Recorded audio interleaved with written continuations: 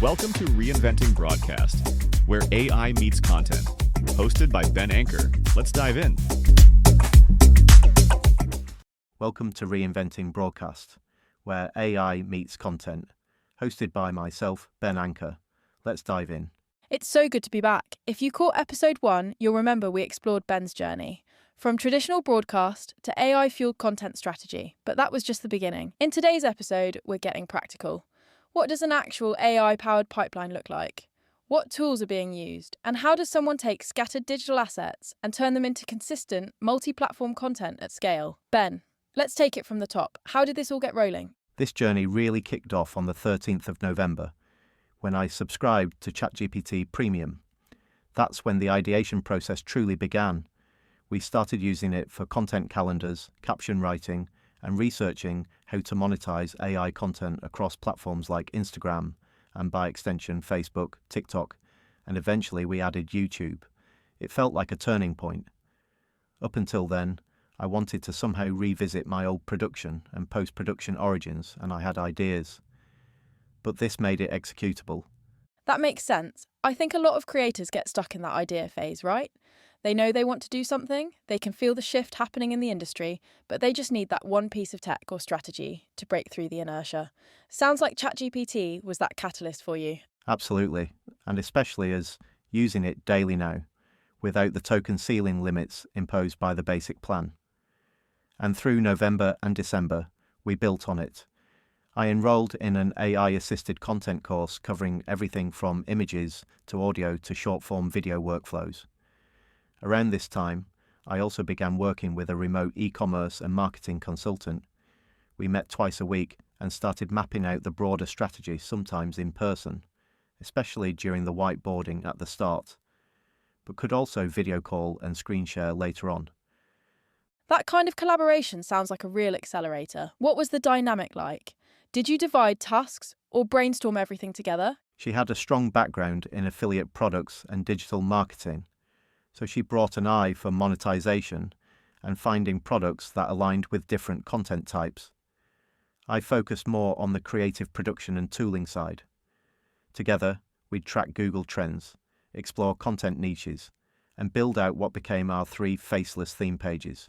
Which were finance and wealth, travel and lifestyle, and relationship bonds, right? Yes, those were the 3 broad themes we chose, and we launched relationship bonds first. It felt the most evergreen and relatable.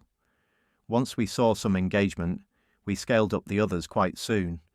And I imagine you were already thinking about which tools to test as you were building out those themes. Did you plan ahead with tooling, or just experiment as you went? It was a bit of both, especially at the start. We both were keen to learn as we progressed. We kicked off with Ideogram to generate a single still image together to learn and create the first post. Starting simple, it was quick visual content that we could start populating our feeds, but very quickly we needed a more creative and flexible tool, or one with at least more features. Enter Canva? Exactly that. Canva became our go-to. We used it to arrange the ideogram images into carousels, add headlines, drop in royalty-free music from its big catalogue, and create consistent endboards. Canva's brand kit and templates also saved us loads of time. That's what I love about Canva. It bridges design and automation in a way that's intuitive. But tell me, how did you take those carousels and get them live across platforms? Initially, we posted through Meta Business Suite, especially as Facebook and Instagram were the first platforms. But Canva's own scheduling function soon took over. It allowed us to post directly to most platforms, especially when we added on TikTok and YouTube. At first, each post took about 2 hours to build and schedule. We got that down to about an hour with repetition and knowing the tool. And all the while, you're collecting data, seeing what works, adjusting in real time. That was very interesting to see the metrics. The early feedback loop helped us refine both visual style and tone of voice. From there, we transitioned into video, which is where things got interesting. Let's dig into that. Which tools were you testing for video generation? We explored several: Runway, Luma, Pika, Kling, and Krea. Each had its pros and cons. Runway was robust, but initially limited to landscape format. Pika was creative, but only produced 5-second clips. Kling and Krea, which I believe are China-based models, had some great outputs, but often we'd get strange glitches. Let me guess. The infamous six-fingered hand syndrome? I think that is a famous glitch, as well as extra arms. We also saw warped eyes, strange jawlines, videos where characters melted mid-frame. Some outputs were just too bad to use, or we could save some by trimming them down. We had to build an internal system for vetting clips. So using our own little QA process, then basically anything visually off was dropped. And that must have shaped how you approach prompting too, right? Learning what worked with AI models and what didn't. Definitely made a difference in streamlining. Prompt engineering became its own mini-discipline. We learned that adding context like natural lighting, clear facial detail, or hands not visible, would often reduce the risk of odd results. We became more precise, because every failed render cost time and credits. As at first, I was hitting the subscribe button on every tool I came across, but learnt that if a tool isn't serving its purpose, then best to cancel the billing. I even tried to do some token maths, as I needed to gauge which tool provided best value. This included, for example, if you can roll over unused credits. So then the video clips, the good ones, would get imported into CapCut? Correct, and it was a video editor, so hark back to my roots. CapCut let us compile scenes, overlay captions, add music, drop in our Canva-designed endboards and polish everything up. CapCut's music library was great, all royalty-free and diverse. We'd export to master file and either schedule it through MetaTools or via Canva again. It's a slick system, but then you found a way to speed it up further, right? Well, yes, as I was discovering even more shiny new objects, we found and introduced Syllabi and Veed into the mix. These tools created short-form, faceless video clips using AI, and the production time dropped dramatically. Instead of like 90 minutes per video, we were producing a clip in under 15 minutes. It was great to use a basic short script where you could use AI and a small amount of tokens for it to expand and polish it, make it even more relevant. They even had estimates of spoken word length, like 33 seconds, which was great to reduce production time. In fact, we saw instant results in audience engagement by using these tools instead of hand cranking everything. The best feature on Syllabi was that you could schedule your posts by uploading clips. So for the Veed clip output, I'd switch to Syllabi, enter the post text, metadata, and upload the Veed clip and either post there and then, or use the scheduler to post it out later that week. That's a massive time saving, and I imagine it allowed you to focus on your weekly rhythm even more. That was the aim of the game. By Friday, we'd generate a new 7-day content calendar with ChatGPT. Then Monday through Wednesday was all about building, either using Syllabi, Veed, or CapCut. Thursday was scheduling. I even saw ChatGPT develop, so you can save projects.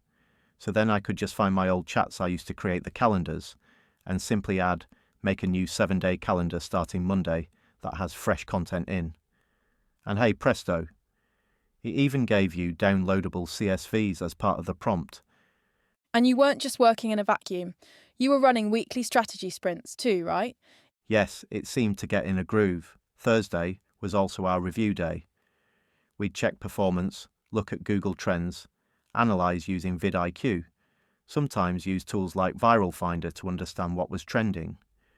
We also experimented with Sonar for AI-generated music, just to give our content a bit of edge. And all this testing must have given you a real sense of what performs where, what resonates on Instagram versus TikTok or YouTube. Well, each platform gave different engagement metrics but using the same clips. We noticed Instagram liked more emotional storytelling and smooth visuals. TikTok responded to fast-paced clips with immediate hooks. YouTube, even shorts, demanded better structure and flow. So what's the biggest takeaway from this whole experience? That AI can't replace creativity, but it can amplify and accelerate it. The tools are powerful, but the insight still comes from humans, knowing your audience, refining your message, and staying consistent. Once we found that rhythm, we became unstoppable. And that rhythm is everything. Systems beat inspiration when it comes to longevity. Absolutely, as we was learning as we go. But then the timing of what works best on which day happened naturally. This content pipeline now mirrors the workflows I used to build in broadcast, only this time I'm using AI to do what a whole team used to manage. If someone's listening and wants to build their own version of this, where should they start? Pick one theme to begin with. Create a simple post and build up from there. I'd use just one AI tool for each modality. Once you have created a few, then schedule the post times. Reflect on how it went by comparing platform engagement metrics. Then scale up from there. In hindsight, we wouldn't have used certain tools with their limitations, or what seemed as throwing away token usage. It's about iteration, not perfection. Perfectly said. And where can listeners stay connected with you and this evolving journey? Well, there's LinkedIn and also my website. You'll find general resources, content updates, and I'm launching a blog to log the journey too. Amazing. Thanks, Ben. And thanks to everyone tuning in. This has been Reinventing Broadcast. Don't forget to follow, subscribe, and join us next time. Thanks again, and stay curious. We're just getting started. Thanks for listening to Reinventing Broadcast. Subscribe for more on AI content and the future of media. And visit ancast.tv for more info on Ben himself, the resources, other content, and news.